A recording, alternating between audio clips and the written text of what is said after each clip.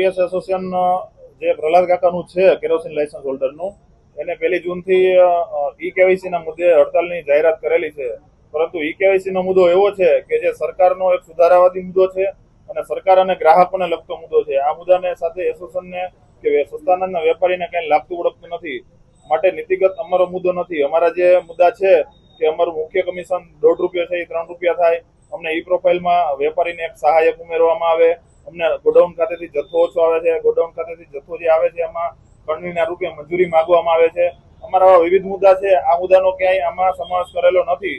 માટે વેપારીના હિતમાં હડતાલ નથી એવું કહી શકાય. માટે અમારું ઓલ ગુજરાત ફેરફાર શોપ એસોસિએશન આ હડતાલને સમર્થન કરતું નથી. છેલ્લે યુદ્ધની સ્થિતિ હતી ત્યારે સરકારશ્રીએ મે અને જૂન આ 2 મહિનામાં 4 માસનું અનાજ એક સાથે આપી દેવું, જેના કારણે ગ્રાહકોએ યુદ્ધ જેવી સ્થિતિ જો દેશમાં સર્જાય તો પોતાના ઘરમાં 4 માસનું અનાજ પડ્યું રહે.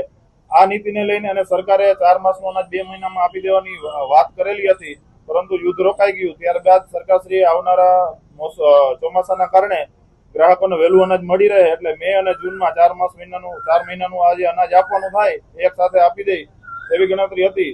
પરંતુ એ દરમિયાન 15 મેના રોજ સરકારશ્રીએ ઈ કેવાયસી ની સ્થિતિએ જથ્થાની ફાળવણી કરી. ખાસ કરીને જૂન માસ માટે જે લોકોને 15 મેની સ્થિતિએ ઈ કેવાયસી થયા હતા એટલો જ જથ્થો જૂનમાં આપ્યો.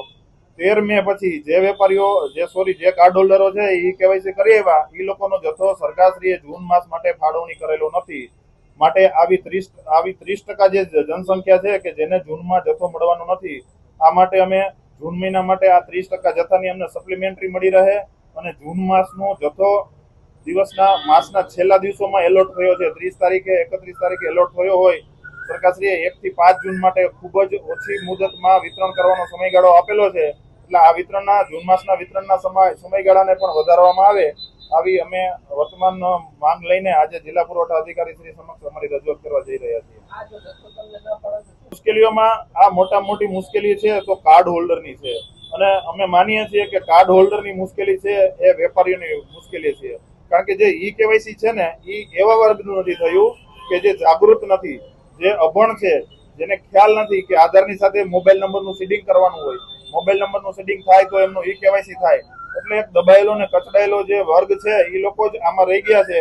એ લોકો સમજતો નથી કે આના માટે ક્યાં જવું, કોને આપણે ભલામણ કરવી, ક્યાં આપણી અરજી કરવી. આ લોકો સીધા દુકાનદાર પાસે આવે અને જે કઈ પ્રશ્ન હોય દુકાનદાર સમક્ષ મૂકે. એનું જે કઈ નિરાકરણ લાવવાનું હોય અમારે એની સાથે ચર્ચા થાય, એની સાથે ઝઘડા થાય. આ લોકો સમજતા ન હોય એટલે અલ્ટિમેટ તો જે કઈ પ્રશ્નો સરકારની જે સ્કીમ હોય એનું જે પૂરેપૂરું ઇમ્પ્લિમેન્ટેશન ન થાય એના માટે દુકાનદાર ભોગ બનતો હોય છે. એટલે આ રેશન કાર્ડ હોલ્ડરના જે પ્રશ્નો છે એ અમારા પ્રશ્નો અમે સમજીએ છીએ.